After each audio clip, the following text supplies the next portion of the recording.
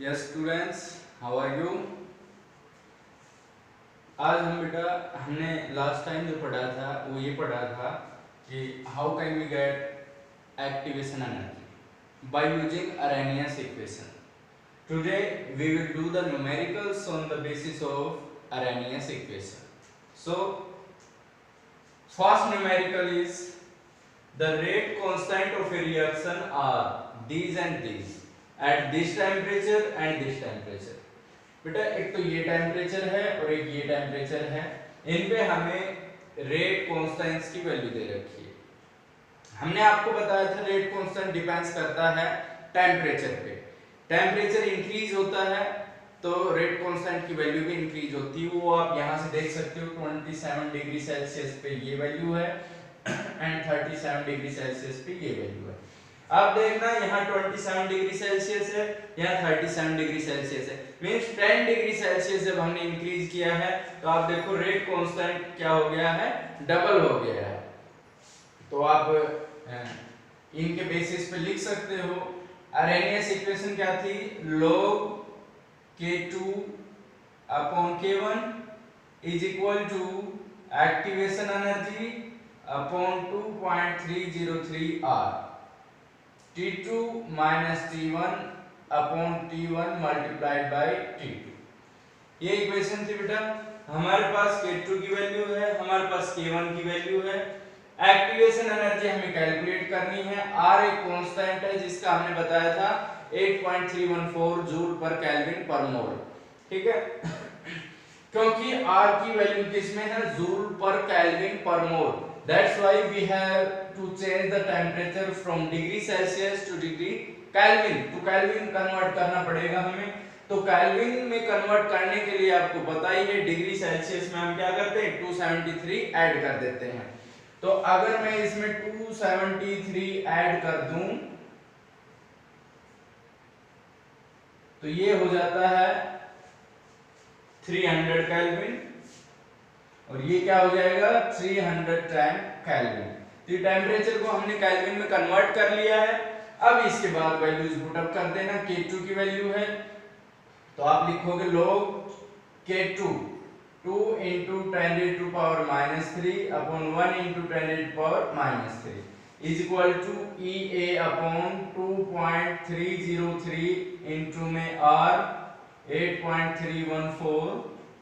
ये बेटा R की वैल्यू है। अब T2 कितना है 310 minus T1 300 upon 300 multiplied by 310। ये जो वैल्यूज हैं इनको पुट अप करके आप सोल्व कर लेना। यहाँ पर log 2 आएगा। log 2 की वैल्यू मैंने आपको बताया था, हम याद भी रख सकते हैं, आपको क्वेश्चन पेपर में भी मिलेगा। log 2 की वैल्यू होती है 0.3010, वो वैल्यू रख लेना। बाकी आपके पास है ही, यहाँ से हम EA कैलकुलेट कर सकते हैं।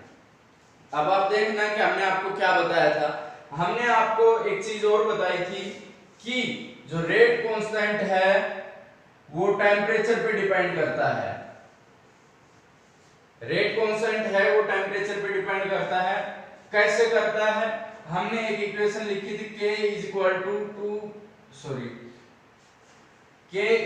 टू A इंटू E की power minus EA upon RT। मतलब K डायरेक्टली इस इक्वेशन पे डिपेंड करता है। आप देखिएगा अगर T इंक्रीज हो रहा है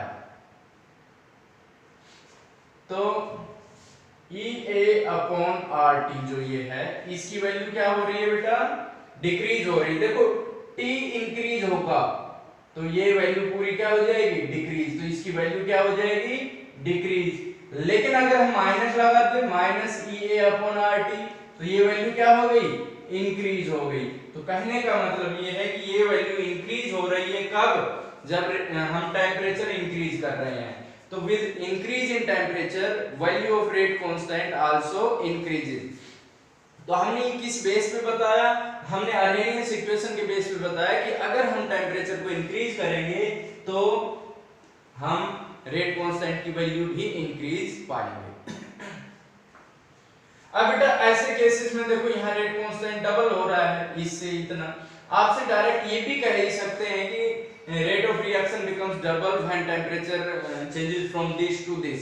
अगर रेट कांस्टेंट डबल कहते हैं, रेट ऑफ रिएक्शन डबल कहते हैं, तो इसका मतलब आप K2 बाई K1 की वैल्यू कितना लोगे, 2 लोगे, क्योंकि ये क्या हो रहा है, डबल हो रहा है। आपसे अगर कहते triple, rate of reaction becomes triple, rate constant becomes triple, तो आप क्या कहोगे, K2 upon K1 is equal to 3। और अगर आपसे कहा जाता है कि ये रेशियो या रेट ऑफ रिएक्शन क्वाड्रुपल्स अगर आपसे बोला जाए तो मतलब 4 टाइम्स, K2 बाई K1 की वैल्यू क्या रख लोगे, 4 रख लोगे। और इस तरीके से हम न्यूमेरिकल्स को सोल्व कर सकते हैं। आसान है बेटा, we have to put up only the values to solve the problems. Now we are going to second numerical. In case of second numerical, he is saying that for a reaction the energy of activation is 0. मतलब इसमें दे रखा है EO बेटा 0. What is the value of rate constant at 300 Kelvin if K is, K की value हमें already दे रखी है 1.6 into 10⁶ per second। देखिएगा बेटा, हमारे पास होता है log K2 upon K1 is equal to EA upon 2.303 R log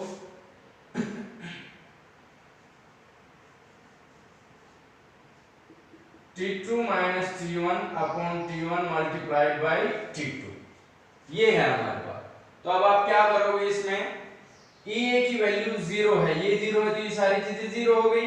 आप क्या लिखोगे, log K2 बाई K1, और ये किसके बराबर हो गया, 0 के।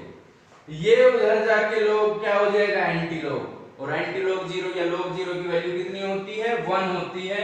इसका मतलब K2 by K1 is equal to कितना हो गया, 1 हो जाएगा। तो यहां से हम क्या कहेंगे कि K2 is equal to K1, मतलब K2 और K1 की वैल्यू बेटा सेम है, बराबर है। तो जो दूसरा क्या आएगा वो भी क्या आएगा, यही आएगा, यही वैल्यू हो जाएगी। It means K is equal to 1.6 into 10⁶ per second.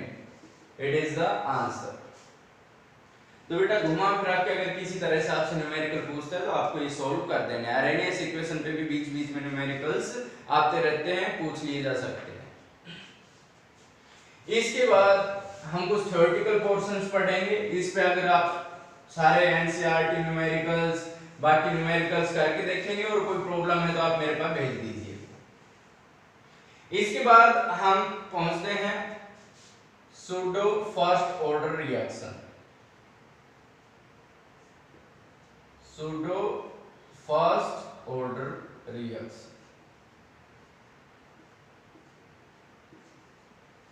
What is the meaning of pseudo first order reaction? Pseudo means जो ये समझो which is not actual value, means हम ये कह सकते हैं जो फिक्स नहीं है, जो सही नहीं है, जो गलत है। जैसे कि इसकी डेफिनेशन लिखता हूं मैं, the reaction which are not truly first order, which are not truly first order reaction, but under certain conditions behave as first order reaction। ये वो रिएक्शन जो एक्चुअल में फर्स्ट ऑर्डर रिएक्शन नहीं है, लेकिन कुछ कंडीशंस अगर हम अप्लाई कर दें तो वो किसकी तरह बिहेव करेगी, फर्स्ट ऑर्डर की तरह। जैसे कि मैं आपको बता रहा हूं, हमारे पास है CH3COC2H5 एस्टर है, इथाइल एसीटेट। अगर हम इसकी हाइड्रोलिसिस करते हैं तो ये कन्वर्ट हो जाता है एसिटिक एसिड में और अल्कोहल में C2H5OH। देखने में तो ये इन दोनों पे डिपेंड करेगा ऐसा लग रहा है, लेकिन यहां पर अगर ये रिएक्शन ट्रूली फर्स्ट ऑर्डर नहीं है, लेकिन अगर मैं इसको एक्सेस में लिख दूं, अगर यहां एक्सेस लिख दूं बेटा, इसका मतलब इसकी कंसंट्रेशन 1 ली जाएगी। इसको हम ये कांस्टेंट हो जाएगी, कहने का मतलब rate will not depend on this. अगर यहाँ एक्सेस हो जाता है तो rate will be directly proportional to CH3 COO C2H5, इस पे डिपेंड कर रहा है। इसका मतलब ये फर्स्ट ऑर्डर है। एक्चुअल में ये फर्स्ट ऑर्डर नहीं थी, लेकिन जब हमने ये कंडीशन अप्लाई कर दी कि वाटर एक्सेस में है तो ये कैसी हो जाएगी, फर्स्ट ऑर्डर। इस तरह की रिएक्शन को हम सूडो फर्स्ट ऑर्डर रिएक्शन बोलते हैं। ध्यान रखिएगा बेटा, एग्जाम में कई बार आपसे पूछ लिया जाता है इस तरह की चीजें, जैसे कि हमसे कह दिया A प्लस बी और क्या बना रहा है, ये प्रोडक्ट बना रहा है, R is directly proportional to, condition भी दे दी AB की पावर 2। अब अगर मैं कहूं इसका ऑर्डर क्या है तो आप बता दोगे, एक के केस में it is first order, B के केस में it is second order, and overall जो ऑर्डर हम बताएंगे वो हो जाएगा alpha plus beta means 1 plus 2, that is third order reaction. लेकिन अगर आपसे कह दिया जाए कि ए जो है वो क्या हो गया, एक्सेस में हो गया, अगर A एक्सेस में हो जाता है तो इस केस में रेट डिपेंड ओनली B पे करेगा, B की पावर 2 है, it is second order reaction. Exam में आपसे ये रेट दे दे इस तरह से और पूछे कि A एक्सेस में हो जाएगा तो क्या होगा, उस केस में हम कह देंगे कि इसकी कंसंट्रेशन ये कांस्टेंट हो जाएगा, तो जो रेट डिपेंड करेगा वो B की पावर 2 पे करेगा, तो overall order of reaction is 2 means it is second order reaction. इस चीज का आप ध्यान रखिएगा। इसके बाद मैं कुछ टर्म्स बता रहा हूं, effect of temperature on rate of reaction, effect of temperature on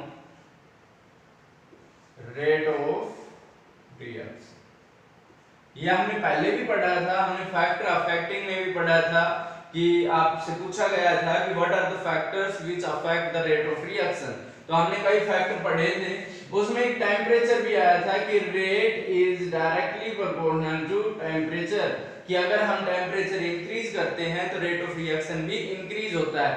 कैसे, कोलिजन थ्योरी के बेस पे हमने आपको बताया था कि जो रिएक्टेंट्स हैं वो आपस में कोलाइड करते हैं, टकराते हैं और क्या बनाते हैं, प्रोडक्ट। जितना ज्यादा रिएक्टेंट जल्दी कोलाइड करेंगे उतनी ही फास्ट रिएक्शन होगी, उतना ही जल्दी प्रोडक्ट बनेगा, उतनी ही ज्यादा रेट ऑफ रिएक्शन होगी। Now if we increase the temperature, it means kinetic energy of the reactant increase. These reactants will collide faster and give the product faster. It means rate of reaction will increase. तो temperature बढ़ाने से इनकी kinetic energy increase हो रही है, rate of collision increase हो रहा है, तो रेट ऑफ रिएक्शन भी क्या हो जाएगा बेटा, इंक्रीज हो जाएगा। इस चीज का ध्यान रखिएगा। फिर मैं आपको बताता हूं कि every 10 degree Celsius rise in temperature makes double the rate of reaction। अगर हम 10 डिग्री सेल्सियस टेम्परेचर बढ़ाते हैं तो रेट ऑफ रिएक्शन क्या हो जाता है, डबल हो जाता है। 10 डिग्री सेल्सियस करते हैं, इसको इंक्रीज कर दे तो रेट ऑफ रिएक्शन डबल हो जाएगा।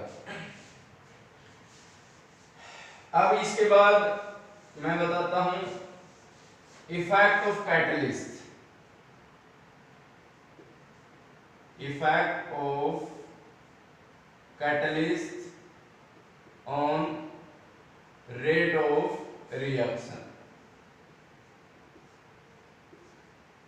जो बेटा रेट ऑफ रिएक्शन होता है उस पे कैटलिस्ट का क्या इफेक्ट होता है, जैसे क्या होता है, जैसे A है प्लस B है और C हमने कैटलिस्ट ऐड किया है इसके अंदर, तो ये क्या करता है, A और B के बीच में बॉन्ड बनाता है और खुद भी उनके साथ अटैच हो जाता है, मींस ये इंटरमीडिएट कंपाउंड बना दिया और फिर कैटलिस्ट अलग हो जाएगा, A और B के बीच में बॉन्ड बना देगा, ये बन गया AB प्लस C।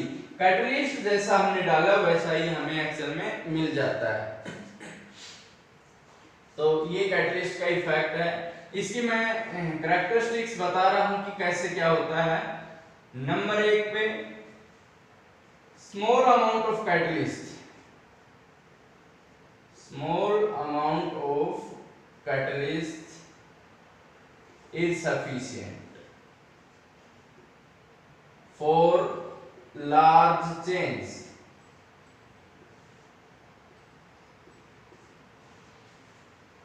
अगर थोड़ा सा हम अमाउंट डाल दें कैटलिस्ट का तो लार्ज चेंज कर देगा वो। ये नहीं है कि हमें बहुत ज्यादा कैटलिस्ट चाहिए, थोड़ा सा अमाउंट कैटलिस्ट का रेट ऑफ रिएक्शन को काफी इंक्रीज कर देता है। सेकंड, आप बेटा देखना, it can not initiate A reaction.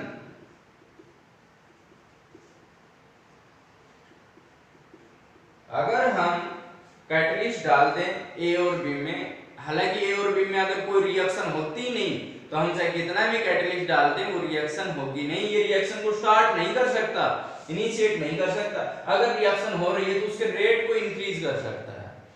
तीसरी चीज जो बहुत इंपॉर्टेंट है कि ये जो है डेल जी और डेल एच पे कोई इफेक्ट नहीं डालता। एग्जाम में एक नंबर में एक बार पूछ लिया गया था, what is the effect of catalyst on del G, gives free energy change and change in enthalpy. बेटा नो चेंज, ये लिख देना। फिर ये कहा था what is the effect of, how does catalyst changes the activation energy. अब आप देखिएगा एक्टिवेशन एनर्जी को कैसे चेंज करता है। इस पे हमने पहले भी जिक्र किया था जब हमने एक्टिवेशन एनर्जी और थ्रेशोल्ड एनर्जी पे डिस्कशन किया था कि एक्टिवेशन एनर्जी क्या होती है, the minimum energy that must be supplied to the reactant so that it can become equal to threshold energy, और वी कैन से कि इफेक्टिव कोलिजन में टेक्स प्लेस, कि ये रिएक्टेंट है और कोलाइड करके प्रोडक्ट बनाना चाह रहे हैं लेकिन नहीं हो पा रहा क्योंकि इनके पास एनर्जी नहीं है, कुछ एनर्जी सप्लाई कर दी, उसको एक्टिवेशन एनर्जी कहेंगे। अगर एक्टिवेशन एनर्जी ज्यादा है तो रेट ऑफ रिएक्शन कम होगा, एक्टिवेशन एनर्जी कम है तो रेट ऑफ रिएक्शन ज्यादा होगा।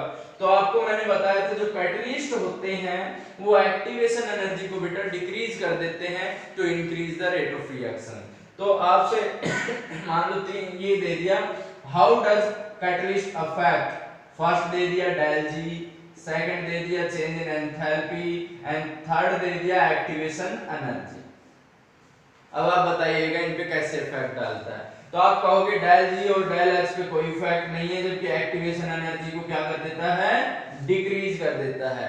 Catalyst decreases the activation energy, पढ़िएगा इसको। इसके बाद आता है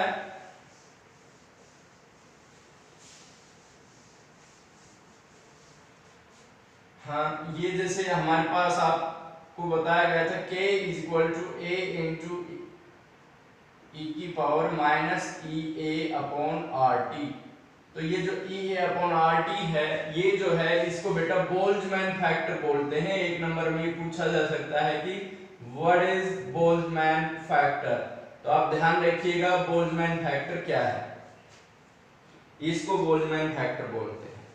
इनको मैंने बताया ही था, ए और ई ए को कलेक्टिवली अरेनियस पैरामीटर बोलते हैं। जब हमने अरेनियस इक्वेशन पढ़ी थी तब हमने इसको बताया था।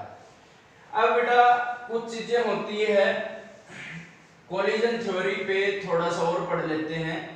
कोलिजन थ्योरी, कोलिजन थ्योरी के अकॉर्डिंग क्या था, रिएक्टेंट्स कोलाइड करते हैं और formation of product takes place करता है। If reactants collide with each other formation of product takes place. एक चीज तो ये बताई थी कि अगर इनके पास थ्रेशोल्ड एनर्जी नहीं है तो formation of product takes place नहीं करेगा। थ्रेशोल्ड एनर्जी तक पहुंचाने के लिए हमें कुछ एनर्जी सप्लाई करनी पड़ेगी, उस एनर्जी को हम क्या बोलते हैं, एक्टिवेशन एनर्जी बोलते हैं। तो उसके लिए अगर आपसे पूछा जाए कि भाई इसके लिए क्या जरूरी है, तो हम इसके लिए बोलते हैं इफेक्टिव कोलिजन। इफेक्टिव कोलिजन का मतलब सीधा सा आप ये रखोगे कि कोलिजन हो और प्रोडक्ट टेक्स प्लेस करे। वो कोलिजन की कोलिजन टेक्स प्लेस करे और प्रोडक्ट बन जाए तो उसको इफेक्टिव कोलिजन कहते हैं। अब इफेक्टिव जो कोलिजन है वो किन किन चीजों पे डिपेंड करता है, it depends upon two main factors. One is energy, तो energy means the energy must be equal to threshold energy, कि अगर रिएक्टेंट की एनर्जी बेटा आप समझिएगा, अगर रिएक्टेंट्स की एनर्जी थ्रेशोल्ड एनर्जी के बराबर है या उससे ज्यादा है तो प्रोडक्ट टेक्स प्लेस करेगा, अगर कम है तो प्रोडक्ट टेक्स प्लेस नहीं करेगा। तो एक तो इफेक्टिव कोलिजन के लिए कौन सी चीज जरूरी हो गई, energy, and second one is proper orientation, proper orientation. अब इसका मतलब समझाता हूं मैं कि प्रॉपर ओरिएंटेशन का क्या मतलब है। कि अगर मान लो हमारे पास ये एक रिएक्टेंट है और दूसरा रिएक्टेंट ये है, तो ये प्रॉपर ओरिएंटेशन नहीं है, ये इम्प्रॉपर ओरिएंटेशन है। बड़े हिस्से से छोटा टकरा रहा है, छोटे वाले से बड़ा टकरा रहा है, तो इसको हम क्या कहेंगे, इम्प्रॉपर ओरिएंटेशन। इसको हम बोलेंगे improper orientation. But if these strike like this, बड़े वाले से बड़ा वाला हिस्सा टकरा है, छोटे वाले से छोटा, तो इसको हम क्या कहेंगे, प्रॉपर ओरिएंटेशन। अब अगर प्रॉपर ओरिएंटेशन हो रहा है तो formation of product will takes place. If there exist improper orientation it means formation of product does not takes place. इसको मैं दूसरे तरीके से रिएक्शन लिख के बता रहा हूं कि प्रॉपर ओरिएंटेशन क्या है और इम्प्रॉपर ओरिएंटेशन क्या है। जैसे हमारे पास है CH3Cl और इस पे अटैक कर दिया OH, तो OH पे नेगेटिव चार्ज होता है, एक तो इस तरीके से अटैक हो, तो कार्बन पे स्लाइटली पॉजिटिव और क्लोरीन पे स्लाइटली नेगेटिव चार्ज होता है। ये क्यों है, it is because of difference in electronegativity. The element which have greater electronegativity will acquire negative charge and another will get positive charge. अब बेटा ये OH नेगेटिव अगर इस पे अटैक करता है इस साइड से, it means it is improper orientation, improper orientation. ऐसा मैंने क्यों बोला है वो भी समझा रहा हूं कि इधर इस Cl पे नेगेटिव चार्ज है, इस OH पे भी नेगेटिव चार्ज है, ये नेगेटिव नेगेटिव एक दूसरे को रिपेल करेंगे, स्ट्राइक नहीं करेंगे और इम्प्रॉपर ओरिएंटेशन हो गई, मींस प्रोडक्ट्स की फॉर्मेशन टेक्स प्लेस नहीं करेगी। अगर मैं कहूं कि हमारे पास है CH और यहां पर Cl, C पे पॉजिटिव और Cl पे नेगेटिव, और OH जो नेगेटिव है वो बैक साइड से मान लो अटैक कर रहा है, तो अब आप देखिए यहाँ पॉजिटिव चार्ज है, ये इसकी तरफ अट्रैक्ट होगा, तो इसको हम क्या कह सकते हैं, it will be called proper orientation. Proper orientation है इस केस में, और कहने का मतलब ये है कि formation of product takes place करेगा। इसमें ये इससे स्ट्राइक करेगा इस तरह से, OH तो इस पे जुड़ गया है बेटा, और जो Cl है इस पे पहले हल्का सा बॉन्ड बनेगा, ये इसकी तरफ जाएगा, धीरे धीरे बॉन्ड बनाना शुरू करेगा, ये बॉन्ड वीक होना शुरू हो जाएगा, तो इस पे Cl पे स्लाइटली नेगेटिव, यहाँ स्लाइटली पॉजिटिव। अब ये बॉन्ड डिसोसिएट हो जाएगा और ये कंप्लीट इसके साथ बन जाएगा, और क्या होगा, CH और यहाँ पर क्या हो गया OH, और प्लस क्या हो जाएगा Cl नेगेटिव सेपरेट हो जाएगा। It means if there exists a proper orientation then formation of product will take place, and if there doesn't exist any proper orientation then formation of product does not takes place। तो ये दो main आपके पास factor हैं। अब मैं आपको एक दो एनसीईआरटी न्यूमेरिकल्स और करा देता हूं, उसके बाद हमारी ये यूनिट क्या हो जाती है, फिनिश हो जाती है।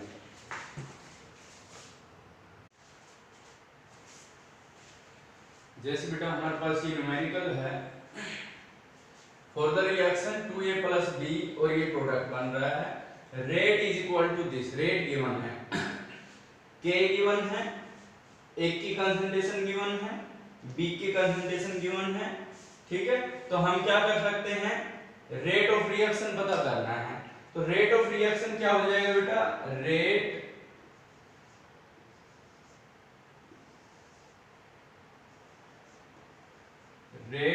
Is equal to K A और B की पावर 2। ये हमें बेटा गिवन है।